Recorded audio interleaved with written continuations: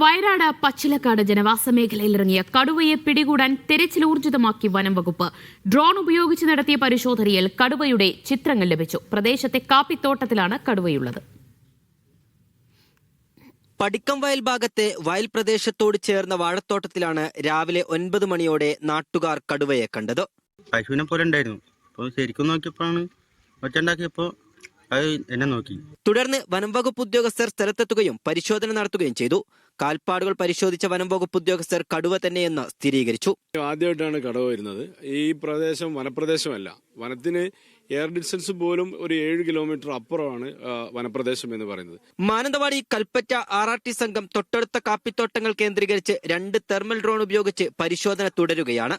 കടുവയെ ലൊക്കേറ്റ് ചെയ്താൽ മയക്കുവെടി വെച്ച് പിടികൂടുന്ന നടപടികളിലേക്ക് കടക്കും. South Wayanad DFO Ajith K രാമന്റെ മേൽനോട്ടത്തിൽ 5 റേഞ്ചുകളിലെ ഉദ്യോഗസ്ഥർ പ്രദേശത്ത് കാവൽ തുടരുന്നുണ്ട്. തെർമൽ ഡ്രോൺ ഉൾപ്പെടെയുള്ള സംവിധാനങ്ങൾ ഉപയോഗിച്ചുകൊണ്ടാണ് വനം വകുപ്പ് തിരച്ചിൽ നടത്തുന്നത്.